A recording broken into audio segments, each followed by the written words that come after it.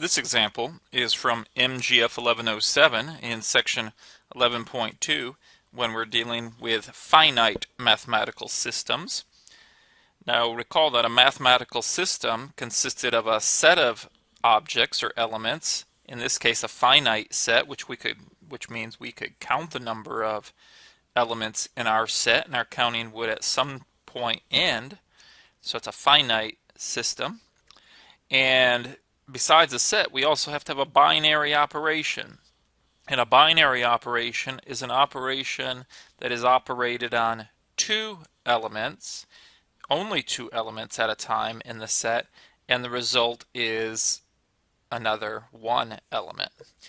So, in this problem, we have a table which shows us a mathematical system.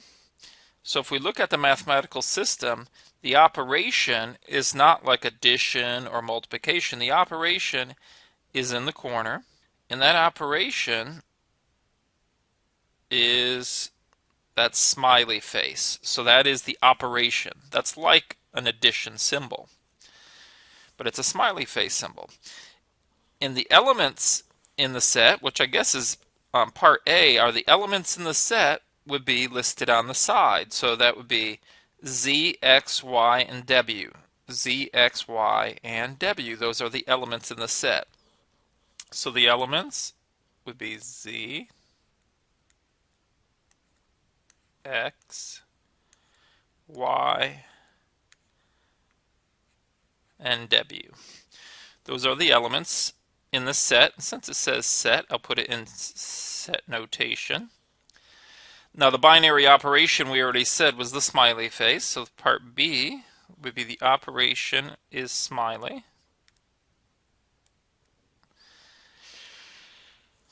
In part C asks us whether we have closure or non-closure of the system. Now closure means whenever we operate with two of our elements, our answer is also an element of the set. Non-closure means that we get elements outside of the set as results or answers.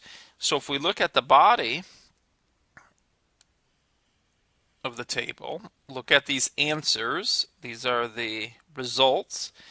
And do we have any letters outside of the elements in the set? Z, X, Y, W. Z.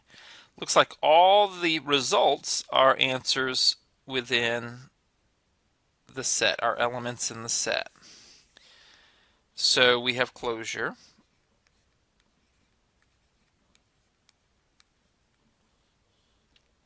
Now it asks us to do some operations. The first one is X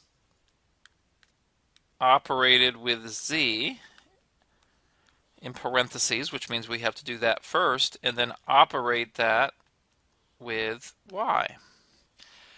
Well, if you look at X and Z, and if you perform the operation on them, the result will be W. So the element W is the result there. Then we still have to operate that with Y. So W operated with Y. W operated with Y gives us W. So the element W is our answer for D. For part E, we have Z operated with Y in parentheses, and then operated with W. So Z operated with Y gives us Z. And then we have to operate that with W. So we have Z operated with W, and our result gives us X. So we just follow that row and follow the column, and where it intersects gives us the element X. So the answer to E is the element X. The next part of the question asks us to find the identity element.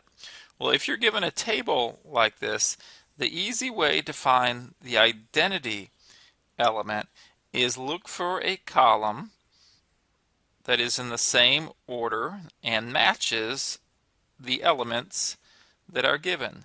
So Z, X, Y, W, so Z, X, Y, W, so right here, that column matches. Now what that means is any of these elements operated with Y gives us back the same element we started with. So any element operated with Y gives us the element we started with back. And that's the definition of the identity. The identity element does not change the value of an element. So the identity element is Y. It doesn't alter or modify the value of an element. The next part of this problem is G. It says the inverse of Z. Now the definition of the inverse is take the element Z and operate it with some element we don't know right now, and it gives us the result of whatever the identity element is, which is Y. So Z operated with what gives us back to the identity Y. So let's look at that. Z operated with which one of these gives us a Y? Well, the Y's in the first column. So that means Z operated with Z gives us Y. So that means the question mark there, which is the inverse, is itself. It's Z. So Z operated with that smiley face Z gives us the identity element Y. So Z is its own inverse, we say. So the same thing for X. X operated with which element gives us the identity element Y.